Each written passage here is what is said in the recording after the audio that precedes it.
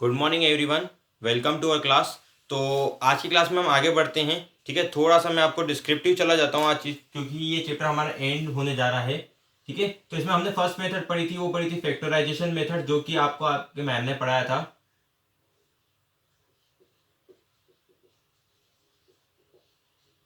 Sorry, spell mistake.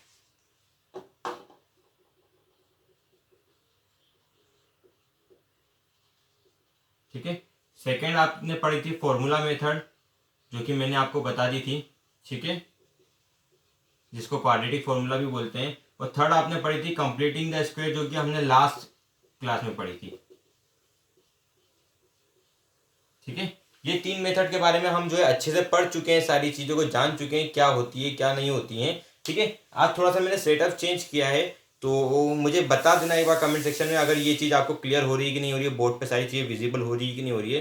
कि last कुछ videos मेरी क्या ब्लर हो जाती थी, तो आज मैंने थोड़ा सा सेटअप को चेंज किया है, तो मुझे एक बार थोड़ा सा इस चीज़ को क्लियर कर देना। ठीक है, उसके बाद हम आगे देखते हैं। चलिए स्टार्ट करता हूँ। तो मैं आपको उससे पहले कुछ बेसिक चीज़ें बताने जा रहा था।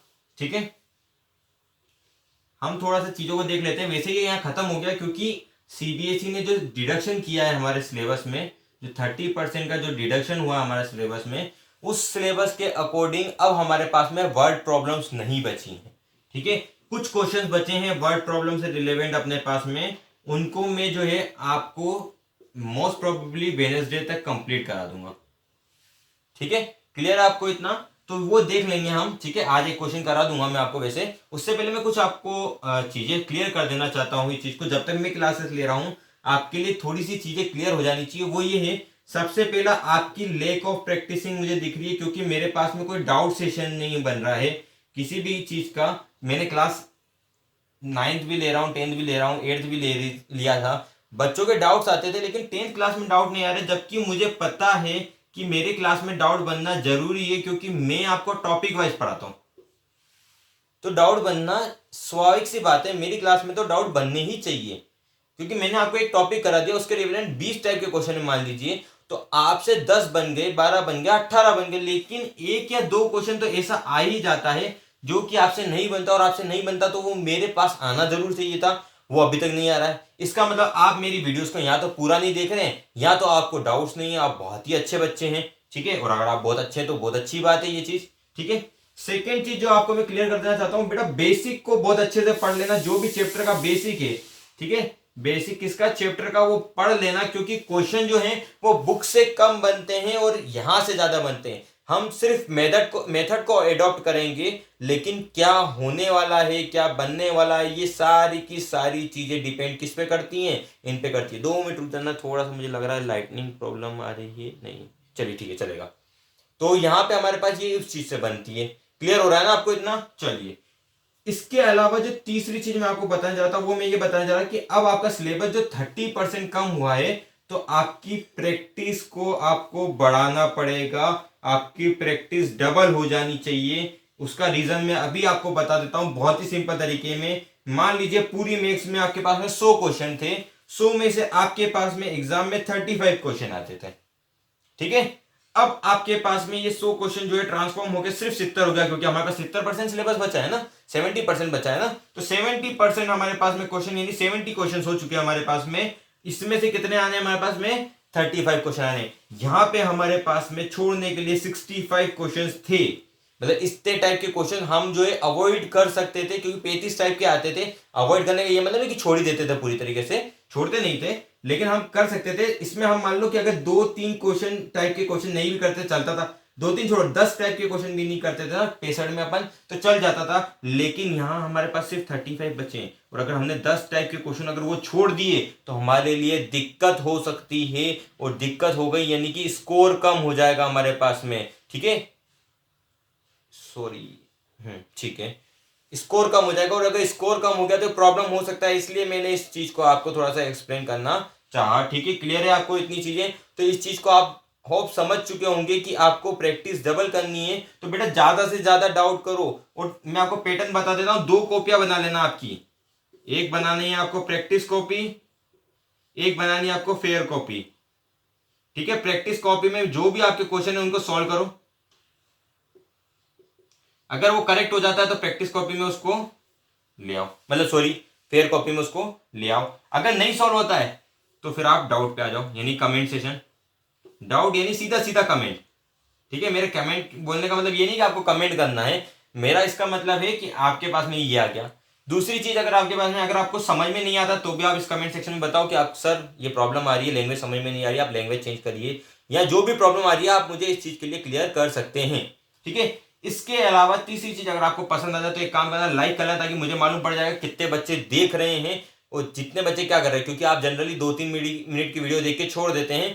अगर आप एंड तक जाते हैं तो आपके मुझे मालूम पड़ जाएगा कि आप कितना पढ़ रहे हैं। अब मैं यही करने वाला हूँ, एंड में आपको एक क्वेश्चन होमवर्क के नाम पे देने वाला हूँ, ताकि मुझे मालूम पड़ जाए कि एंड तक कौन से बच्चे वीडियो देख रहे हैं। और वो एक क्वेश्चन ऐसा होगा जो कि एक्स्ट्रा क्वेश्चन जिनको बोलते हैं, जो सीबीएसई में आता ही आता है, ठीक है। यहाँ रिपीटेड क्वेश्चन कम बनते हैं तो इसलिए मैं बोल रहा हूँ आपको, ठीक है।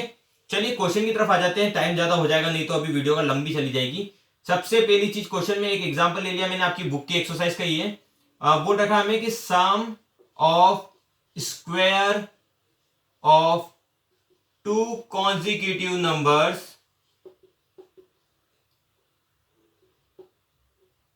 is 365। ये हमें दे दिया है और बोला है कि नंबर को फाइंड करो।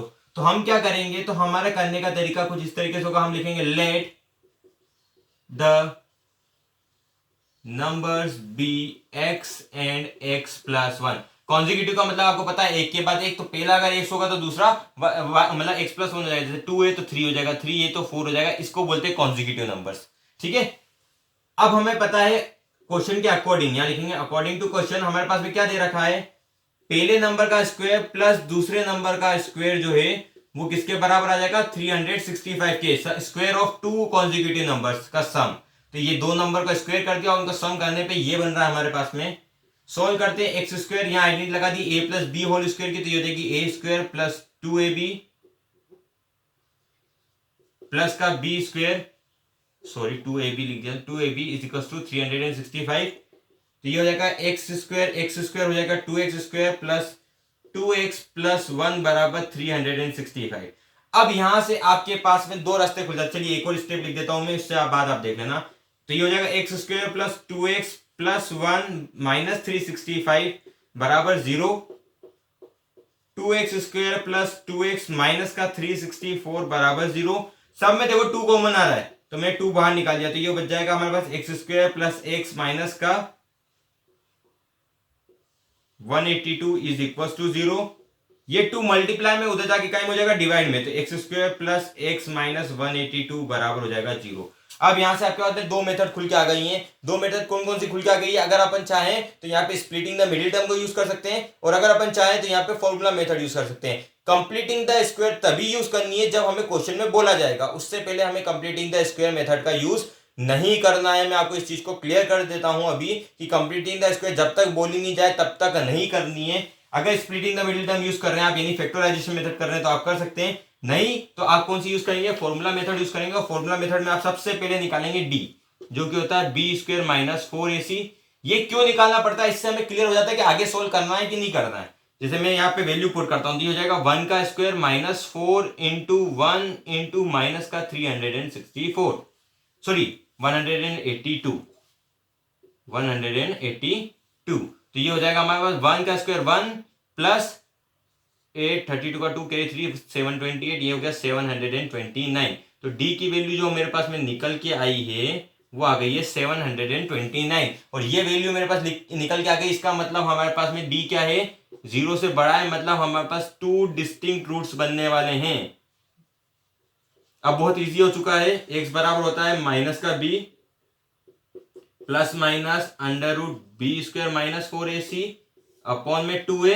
फॉर्मूला याद कर लेना अच्छे से, माइनस का 1 plus minus under root 729 upon में 2 इंटू 1, ठीक है। माइनस 1 प्लस माइनस, ये किसका स्क्वायर होता है हमारे पास में, 19 का स्क्वायर होता है, जहां तक मुझे ध्यान है 19 का नहीं, 19 का नहीं हो सकता, ये 29 का नहीं हो सकता है। एक बार चेक कर लेना ये किसका स्क्वायर होता है। ये स्क्वायर मेरे को जहां तक ध्यान है 19 के आसपास की होता है 729। एक बार चेक कर लेना 29 या किसी समथिंग का बनेगा, तो 29 पे 3900 आएगा, 29 के आसपास का बनेगा। 27 या 29 का स्क्वायर होता है, मैं 29 मान के चल रहा हूँ अभी आपके लिए, ठीक है। तो ये हो जाएगा, तो ये हो जाएगा -1 प्लस में 29 अपॉन में 2, एक बार x की वैल्यू ये आने वाली है हमारे पास में, और एक बार x की वैल्यू हमारे पास में आने वाली है -1 -29/2। तो ये हो जाएगा हमारे पास 28/2 यानी कि 14, और ये हो जाएगा -30/2 यानी कि -15। तो ये दो वैल्यू निकल के आ जाएंगी। कभी भी माइनस में वैल्यू नहीं जाती है हमारे पास में, इसलिए हमारे पास क्या चली जाएगी, प्लस की वैल्यू नहीं 14। तो हमारे नंबर क्या बन जाएंगे, 14 एंड 15। ये क्लियर हो जाएगा आपको। 14 का स्क्वायर जहां तक मुझे ध्यान है, रुकिए, 114 169 196 हो जाएगा, और 225 हो जाएगा अपना, यानी 4 कैरी लगा, 1 2 का 2 कैरी लगा, 424, यानी ये 27 का होता होगा।